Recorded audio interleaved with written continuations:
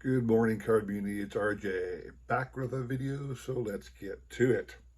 Doing a week of face reveals, mostly because as I'm filming this video, my baseball room and studio is occupied. We have a guest this weekend, so I had to give up my baseball room for the, as it is also a spare bedroom, unfortunately. I have a finished basement, but my daughter is in college and she gets the entire finished basement, so I don't get to claim a baseball cave at this stage in my life. So, anyway, let's get to it. Today's base random Mike Schmidt item of the day from what's this 2021? I think this is 2021. It is Bowman. Let me take it out of the thing so you can see it a little bit better. It is the Bowman National Mike Schmidt, the gold parallel version. This is numbered to 50, so this is 39 out of 50.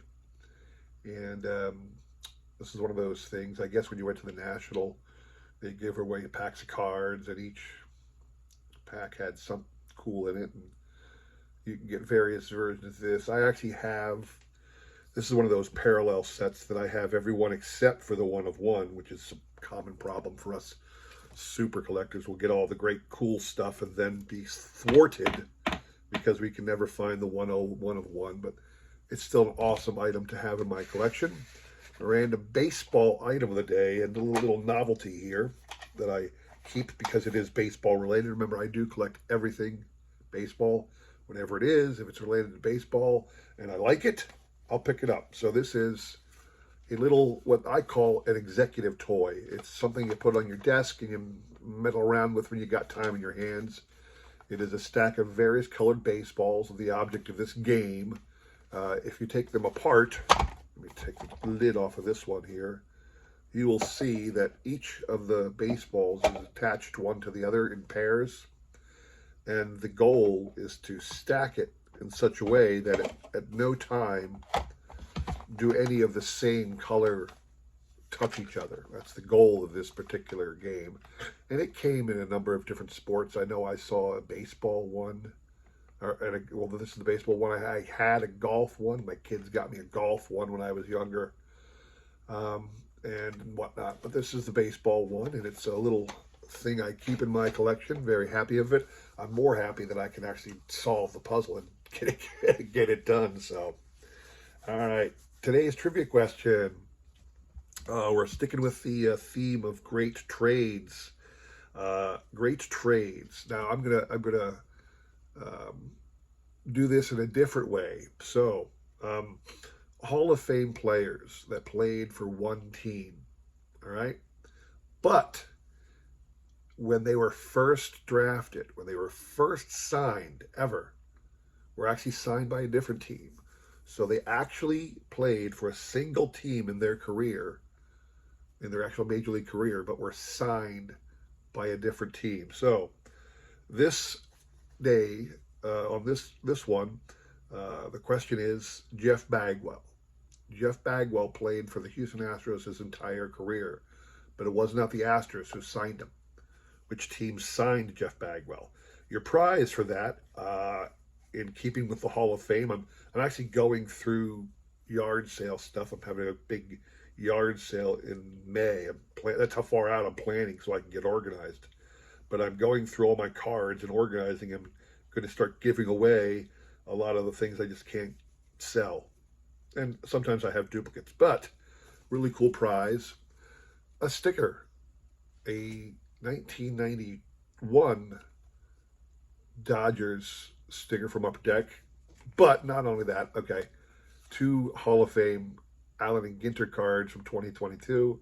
You have Adrian Beltre, new Hall of Famer, and George Brett. So these three items, if you can tell me who originally signed Jeff Bagwell, that is your question. Send me an email with the correct answer. I will include my email in the description below, along with a repeat of that question. You'll have today and tomorrow to answer, and we'll pick a winner on Sunday, all right?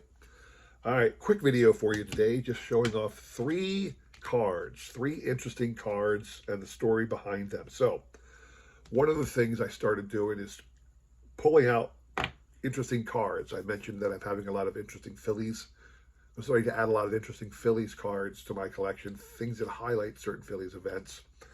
But not only that, I saw this in the past, and since I came across this card as I'm organizing for my yard sale, I pulled it out and set it aside.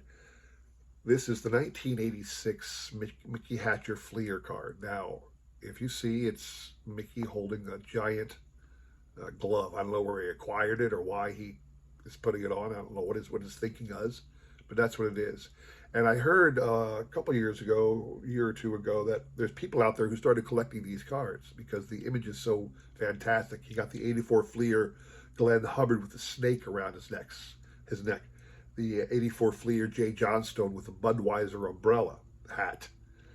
Cards that have a funny image. People started collecting these, getting them slabbed, and trying to acquire PSA 10 copies. And this 10-cent card could go for as much as $50 if it was slabbed in a PSA holder, simply because of the picture of Mickey, the cool picture of Mickey in his glove. And I thought that was interesting. Since I stumbled upon it, I set it aside. I'll keep it at least in the top loader. I'm not sure if I'll get it slabbed up or not, but at least I have that card that everybody talks so much about.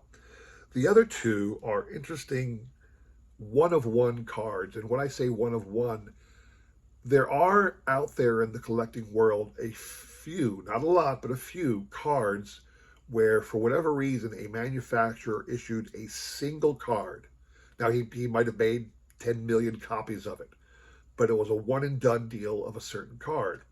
And I have a couple of those, and one of them I'm thinking about getting slabbed. The other one I just like having because it's important to me as a Phillies fan. But this is from Upper Deck, from 1997, after Richie Ashburn died. Him and Harry Kalas were partners for the longest time, and in a morbid sort of great way, they both died in the broadcast booths before games. No, I shouldn't say that. Harry did, but Richie was found in his hotel room. Actually, again, it's morbid. It's kind of a morbid thing. But they were both on the road, working, announcing at games when they passed. And this is a card that Upper Deck issued, standalone card by itself. I don't know how it was released.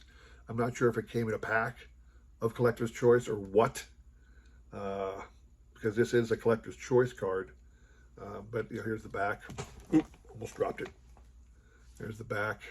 Apologize for the big green sticker. That's what's on the One Touch, and it's impossible to get off those stickers, So when I have my yard sale, I'm going to put the stickers on the penny sleeves inside because they're cheap and you don't mind getting rid of them.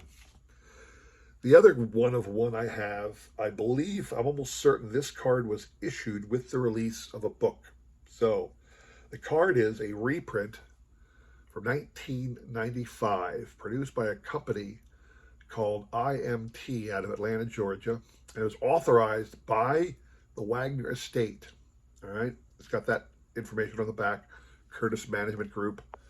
Curtis Management Group is a conglomerate that owns the rights to utilize all of the legendary players and entertainment stars. A lot of Curtis Management Group owns and maintains the rights for so many different all-time greats in sport and entertainment of any kind.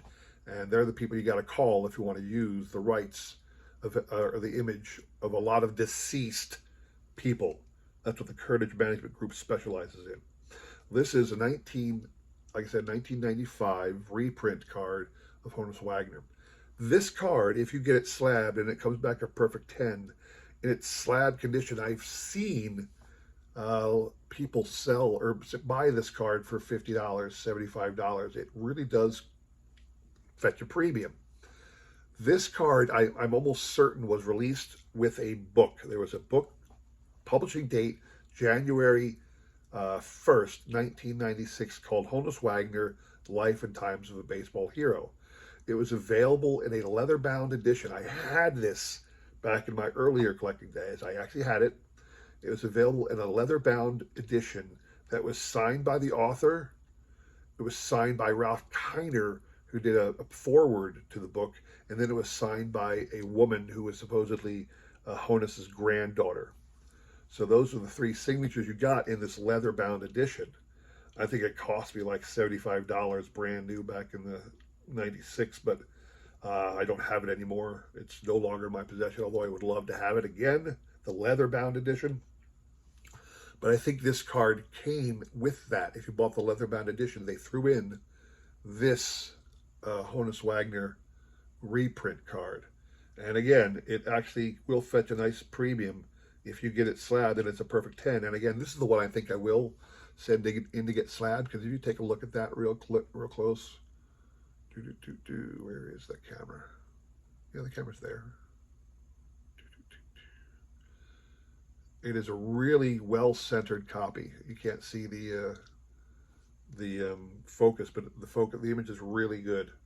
So I think I'm going to send that one in and get it slabbed and see if I can't get a perfect 10, and then also be able to show off a perfect 10 Honus Wagner T206 card once in a while, even though it is a reprint card. So anyway, that's all I have to show you today.